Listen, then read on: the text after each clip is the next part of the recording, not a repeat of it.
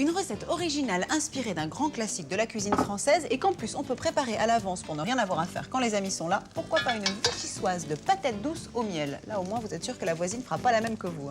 Alors la patate douce, je ne sais pas pourquoi on l'appelle patate parce qu'elle n'a strictement rien à voir avec nos pommes de terre, si ce n'est que c'est un tubercule, une racine, la racine d'une plante. Mais celle-ci en revanche, contrairement à la pomme de terre, peut être cuisinée salée ou sucrée. C'est pour ça que moi j'aime bien l'associer à un peu de miel. Regardez, la chair est plutôt rose, on ne peut pas le savoir avant de l'avoir pelée, mais plus elle est rose, plus elle est riche en vitamine A. Alors on en profite. Je vais la concasser grossièrement de façon à ce qu'elle puisse rissoler un petit peu. Ensuite, on va s'occuper des oignons. Alors évidemment, vous pouvez prendre un gros oignon sec, mais moi je préfère, quand j'en trouve, utiliser des petits oignons frais. Et là, je compte à peu près 150 grammes, ça doit faire l'équivalent de 4 oignons. Voilà. Alors le beurre, ça m'a l'air pas mal, 20 grammes de beurre que j'ai fait fondre dans ma cocotte. Je vais y jeter les oignons, voilà. Qu'est-ce qui me manque? Ah oui, le gingembre. 3 lamelles. Et on va les mettre directement, même pas besoin de les hacher, dans la cocotte.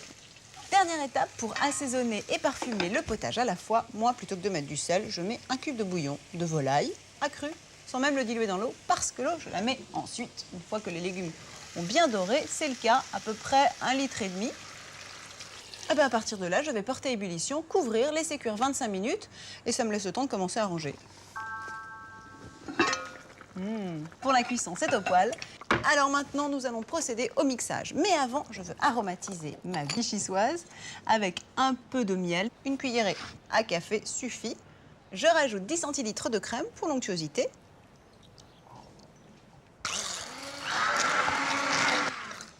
Et voilà, l'indispensable goûtage du maître.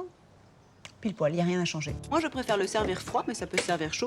Dans ces cas-là, je laisse refroidir et ensuite je le mets 3 heures au frais. Et pour décupler l'effet de surprise, j'accompagne ma soupe froide de croûtons de chèvre chaud et je la saupoudre d'un peu de ciboulette.